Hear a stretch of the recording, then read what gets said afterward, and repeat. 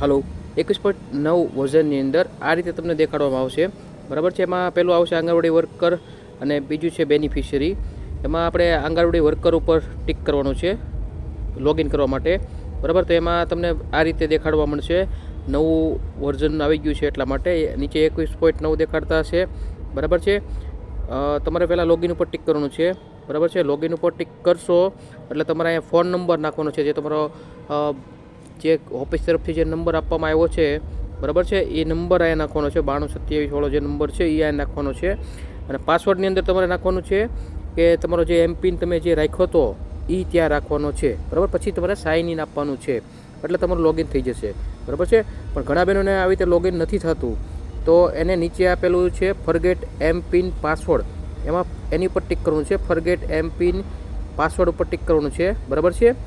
ત્યાં તમારે mobile number તમારો જે ઓફિસ તરફથી આપવામાં આવ્યો છે એ નંબર નાખવાનો છે અને ગેટ ઓટીપી પર ટિક કરવાનું છે, બરાબર છે। તો પહેલાં તમારે આવી રીતે તમારા એમપિન માટે તમારો પોતાનો જે ઓફિસ તરફથી જે નંબર આપવામાં આવેલો છે એ નંબર તમારે અહીંયા એડ કરવાનો છે, બરાબર છે। ત્યારબાદ ગેટ ઓટીપી પર ટિક કરવાનું છે, એટલે ઓટીપી તમારા જે આ નંબર છે એની પર ઓટીપી જશે જે ઓફિસમાંથી આપેલો છે એની ઉપર। અત્યારે થોડીક વાર લાગી રહી છે, તો થોડીક રાહ જોવી તમારે ઓટીપી માટે, બરાબર છે।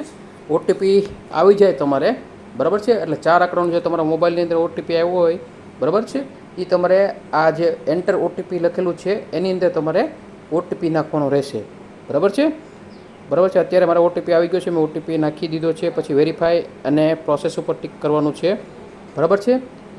લાગી શકે છે, થોડોક સમય લાગી શકે છે આ પ્રોસેસની અંદર, એટલે થોડીક વેઇટ કરવું, બરાબર છે। એટલે જો ત્યાં કાઉન્ટ પણ આવી ગયા છે કે ઓટીપી તમારા મોબાઈલમાં આવી ગયો છે, બરાબર છે।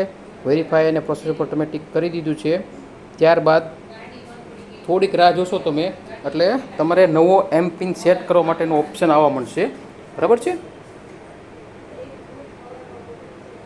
આ નવું એમપિન સેટ કરવા માટેનું ઓપ્શન આવી ગયું છે, ત્યાં તમને જે ઓટીપી નાખવાનું સૂચના આપેલી હોય એ મુજબ તમારે ત્યાં ઓટીપી તમારે નાખી દીધા બાદ એમપિન એટલે કે તમે લોગિન કરતી વખતે જે પહેલાં એમપિન નાખતા હતા એ એમપિન તમારે અહીંયા નાખવાનો રહેશે, બરાબર। 2 વખત, પહેલી વખત તમે નાખો એની તમારે બીજી વખત એમપિન નાખવાનો છે, જે તમારે દર વખતે લોગિન કરશો એ જે એમપિન તમે નાખો છો એ એમપિન અહીંયા તમારે નાખવાનો રહેશે।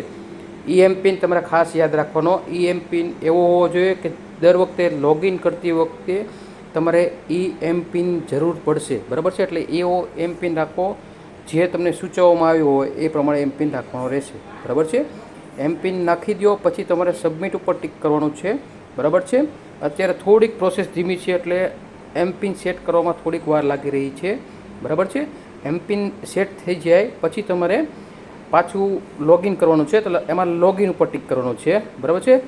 લોગિન ઉપર ટિક કરશો એટલે તમને એ આખું નવું મેનુ એક આવી જશે, એમાં તમારી અંદર મોબાઈલ નંબર અને પાસવર્ડ પૂછશે। મોબાઈલ નંબરની અંદર તમને જે ઓફિસમાંથી નંબર આપવામાં આવેલો છે જેની અંદર હમણાં ઓટીપી આવ્યો હતો એની નંબર નાખવાનો છે।